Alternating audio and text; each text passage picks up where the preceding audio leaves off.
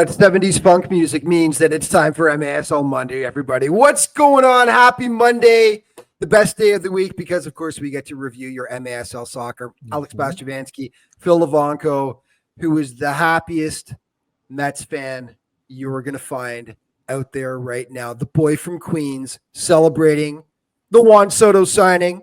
So a little MLB before we get to the MASL, but Phil, needless to say, you're a happy boy this morning. Slightly one of the biggest acquisitions in team history. You know, grew up 10 minutes from Shea Stadium, Citi Field. Yeah. Was watching the replay of Tacoma, San Diego last night when the news broke. And slightly distracted, but I'm here again today. But you're a true MASL guy. You kept watching your game as you were checking your phone, but you kept watching the game. You soldiered on. And what a game it was. You like that little segue there, right? But we had some insane games this weekend, folks, that we're going to talk about today. We've got new Empire coach Onua Obasi coming on in the second segment. But let's start off with what went down this weekend. Some incredible games. First, let's do winners and losers, Phil, from the weekend. And who's your big winner from the weekend? My big winner from the weekend is reigning goalkeeper of the year, Chris Toth, 27 saves. He was absolutely immense in Tacoma's home opener against San Diego. And, I mean, bombarded San Diego with shots. 40 shots, yeah. Unbelievable. 19 in the fourth. And stood on his head, won the game. This is a classic sort of goalie just, keeping the team in it and stealing one. What a fantastic weekend for Toth.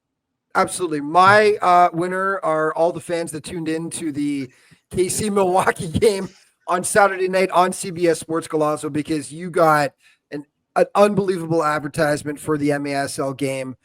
Two old school rivals going toe-to-toe, a game that went to overtime that we're going to get into shortly. All the details, great crowd on hand. I mean, this game had everything. It had body checks, it had bangers, it had great saves, lots of great saves. So that's my winner from the weekend, is all you fans out there who managed to tune into that game. And I hate to use the word losers, but who's your loser for the weekend, Phil? Who lost?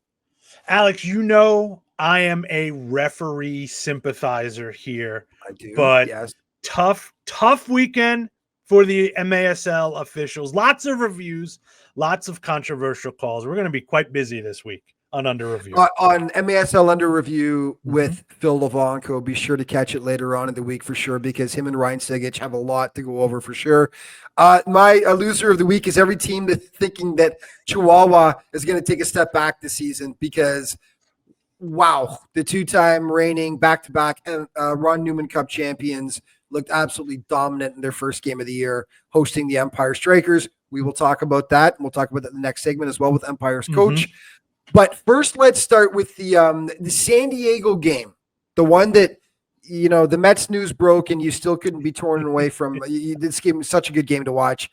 The penultimate MASL powerhouse, nearly yearly champion Ron Newman Cup, was their birthright. San Diego Sockers go into Tacoma and drop the game to the Stars. And Phil, you had an interesting stat you wanted to mention about that. Yeah, it's the first loss on opening day for the soccer since 1920, when they lost to Turlock 7-6. Phil, I think 1920. Are you sure about your math on that one? I said 19-20. 2019, 2020. I know, it sounded kind of funny coming out of your mouth there. But yeah, they do not lose openers in the season. There's no question about it. And in this game, it was just a great game all around, wasn't it? Yeah, so first off, right, it was the first game back since that wild ending last year at the ShoWare Center when San Diego came back.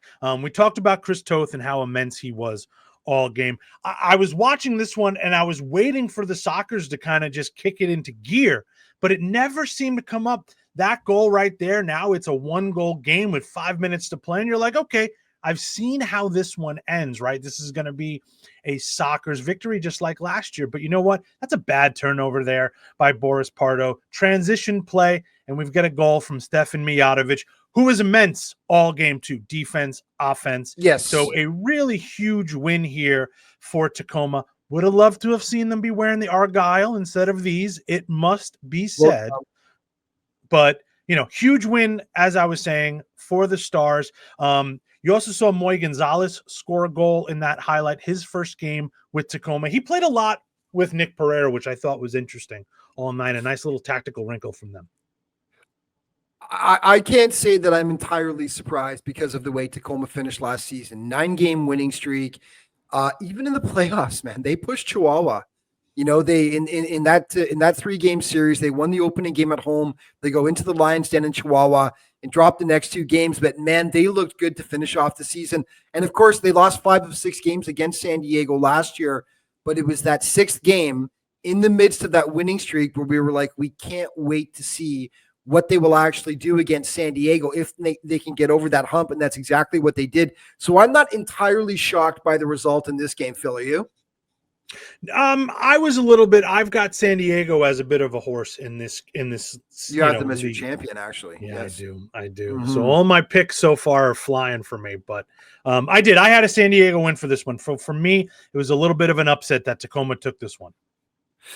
Yeah, insane ending too. I mean, San Diego outshot them. I think it was 40-20 in the last minute of this game. If you haven't seen it, check out the highlight pack. They were just throwing everything in the kitchen sink at the Stars. Bodies flying everywhere. Talk about Tacoma buying in, though. They were blocking every single shot. It was just so many great games this weekend. And getting Mijatovic back was huge for them this year. Huge too. Yeah. Okay, let's move on to the CBS Golazo.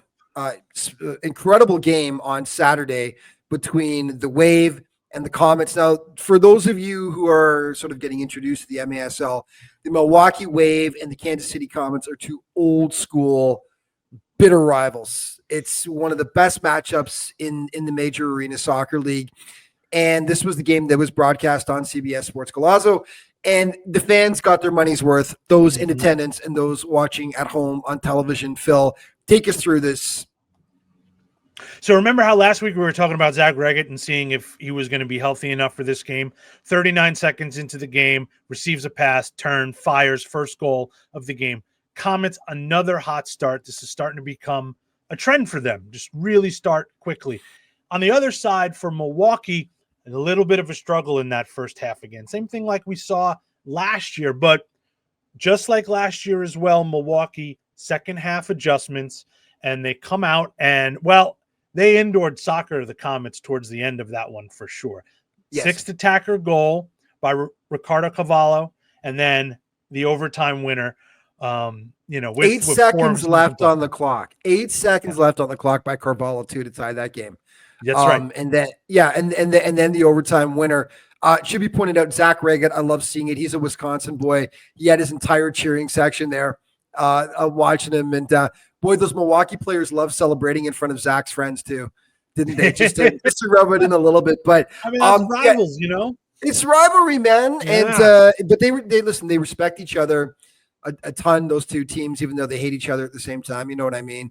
And let's talk about a controversial play that happened. Sure. I'm going to let you explain this, Phil, exactly what, because you've really got to take your time and go through it. But it was, let's see if Tatsani's goal being disallowed in the 4th quarter, and take us through what happened here. So here's the goal as we're watching it now, right? Chips over Willie B, and you're thinking, why is Willie B so far out of the net? Well, originally there was a blue card shown, and this is what Willie is arguing. There was a blue card that was going to be shown for too many men on the Comets. That's why he's arguing. I saw a blue card. That's why I pulled off of the net. Well, it went to review, and there's Zach Reggett in the bottom of the screen, about to go off, right?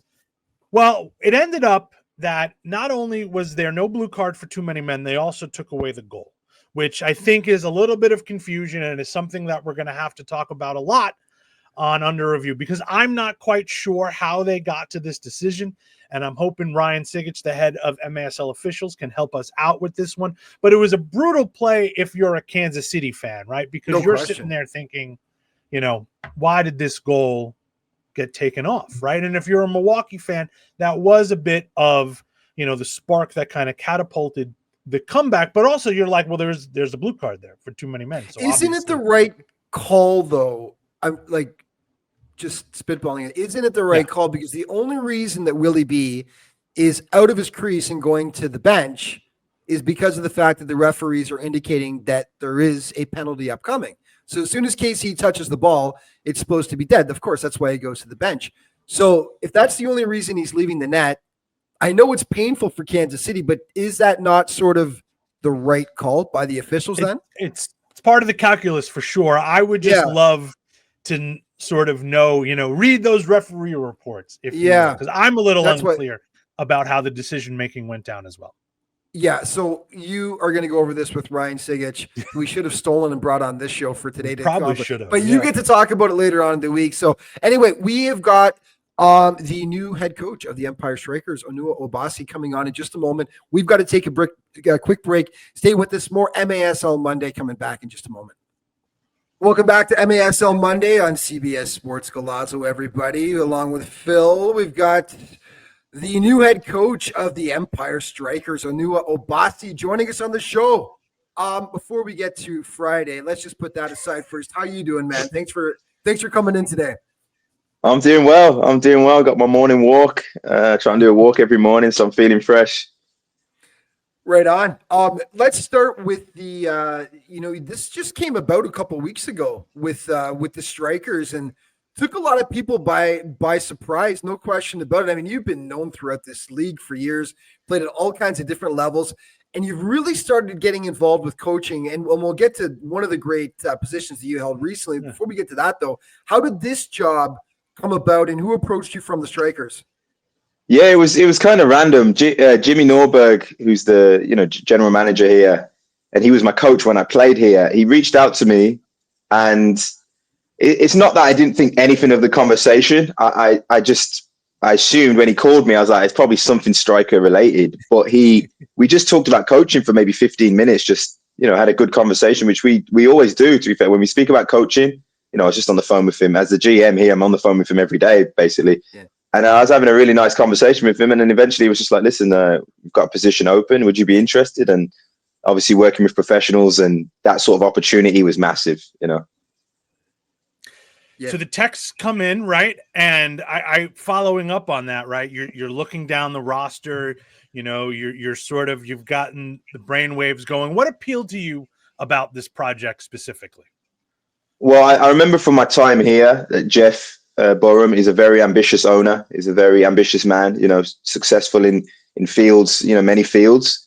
And I knew that going there would give me a really good platform to do what I wanted to do in terms of resources. And it has been like that, it's which is really cool to say, because he wants to win. He wants to do things properly. He wants to make sure the players are content and can do their best on the field. So, and get us the best squad. So those sorts of things definitely drew me to it. I looked at the roster and there's areas we could strengthen and different things, but it also had a lot of talent. Like Justin Stinson, best two-way player in the league. We had Robert Palmer, who's best defender in the league. Marco Fabiani, who's close to being an MVP. So already you have some core building blocks that I was like, okay, we can get some pieces around here. There's no reason we can't be a really, really formidable team. One of the ways that you came to the attention in regards to coaching is for the past couple of years, you coached the Newtown Pride, and you guys played in the TST, the soccer tournament, the last couple of years, and you won it all. Was it 2023? You guys won it all, and that's why the article introduced you as the $1 Million Man. Because you guys won. But for those who maybe don't know about the tournament and exactly what it was, tell us a bit about it. Okay, it was almost a little random. A couple of years ago, we had started to hear some rumors about a tournament for $1 million prize, 7-a-side, coming out of Cary, North Carolina. It was going to be on TV, and it was, it sounded. I remember when we first saw it, it sounded like a gimmick. It sounded like one of them where you take your entry money and you'll never hear of it again. And I was wary of it at the start, I must admit. But my friend, close friend of mine, Matt Swander, who owns and runs Newtown Pride FC, he's the type who just sees an opportunity and goes for it. And the entry fee was pretty steep, but he was like, I want to do it. And I was like, well, if you do it, I'm going to be right there with you. I'll help you with the team. I think I can help put a really good team out. But if you want to take the risk, and he did, and we basically got an all-star MASL team. We trained for 10 days down in North Carolina, and we were able to win the tournament. It's like a dream come true, really. We won the tournament, and I got a nice Toyota Camry sitting outside that was evidence of the success. As the expression goes, the juice was worth the squeeze. Yeah. That admission fee in this case was definitely worth it. Yeah, Phil, for sure. Well, it's 2 years now of this tournament, and 2 years now we've seen MASL players succeed in this tournament. So what about that sort of marriage, Coach, between the MASL? What are the strengths that this league has that are able to sort of, be, I guess, profiled in that tournament? Yeah, obviously last season, like the last iteration of TST, the winner was the head coach of Chihuahua. So, and I congratulated him on Friday after he beat us. So I said, hey, well done on the tournament. But yeah, I think what it is on the first year, it was even more obvious, is that the changes, being able to change very quickly on the fly, keeps your stamina, keeps you from getting fatigued. Whereas a lot of teams, they'd have maybe 5 or 6 good players, 7 good players. They would get really tired and they'd be playing 5-10 minutes more than they should have. Whereas our players would stay fresh and they would keep rotating. So that was a massive advantage, especially when you consider we played 7 games, or this year it was 8 games in 4 or 5 days. It was 3 days in the first year. So immediately there you have such an advantage that teams are just not going to be prepared for. And then the other obvious one is comfortable in small spaces, defending in small spaces without an offside line. Certain rules of indoor that lend themselves to a 7v7 style play. So yeah, I think we came prepared both years. It's funny, the second year we were probably more prepared and probably had a more structured approach to the game, and we obviously ended up losing in the semi-finals, which was a heartbreaker. But that's football, Tailor-made for the MASL players for sure, that tournament. Let's talk about this season, though. You started, a baptism by fire on Yep. Friday, going into the Lions Den, into Chihuahua to face the back-to-back Ron Newman Cup champion, Chihuahua Savage. Not the result you were looking for. It's fair to say. I think, what was it, 10-3 the final? Sorry to actually mention the score. But tell us about the game. Tell us what you saw and just what the experience was like and what you took away from it. Yeah, no, it was an intense game. For us, our first game going into as you said, the Lions Den, literally the team who's been the best team for the last 2 years. And when I was researching the game, looking at Chihuahua, it's a team I know well, because I've been a big fan of theirs for many years, and some of their players on different teams.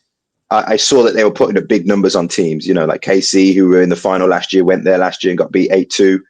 They were hammering good teams over there. So, in the back of my mind, I always felt as though, this game could get out of hand because they're so clinical and so experienced in that small field. They have so much quality, their game intelligence. It was a different level just being there on the side and seeing them, seeing it with my own 2 eyes from a coach's position. But, probably the tail of the game is the first quarter we went toe to toe with them. Probably 10 of the 15 minutes we were right there with them. The first quarter ended 4-1. So that's just a testament to how efficient they are when they get a chance in front of goal, set pieces. So yeah, I think the scoreline, I wouldn't say it was deserved, but they were a really, really good team and they deserve to win that game for sure. Mm-hmm. So Friday night now, another chance out against Utica City, another one of your former teams. I don't want the plan, but what adjustments going from last week's game to this one coming up? Well, I think it's going to be a very different game. In Chihuahua, we kind of focused on this, and we can't give the game to them. Okay, let's at least get in their face and not sit back and absorb 10 punches and still lose, 7-4 or something like that. Whereas Utica, they have some serious firepower. On paper, probably some more special attackers than perhaps Chihuahua even had. Although I do think the Chihuahua team is underrated individually, but it's going to be a different game. In a big field already changes the dynamics. Utica don't have maybe the efficiency in their play that a Chihuahua has, who are the best team in the league, but they're super dangerous on the counter. And we just have to, do what we do, of course, but also understand they have some players who are, borderline MVP every year type caliber players. So, yeah. Yeah.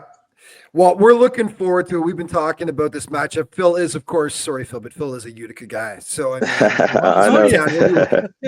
you'll be watching this game. He's still pumped over the Soto signing last night for his Mets, though. So, but yeah, listen, we really appreciate you coming on, and we're excited to watch this Empire team this year. You guys have made some great additions. We're gonna just throw that first game right out the window. We're gonna ignore it the rest of the way. Be like a goldfish, have a real short memory, and we're looking forward to watching you guys on Friday night against Utica. Thanks so much for taking the time today. Thanks a lot, guys. It was a pleasure. More MASL Monday coming up, folks, in just a moment.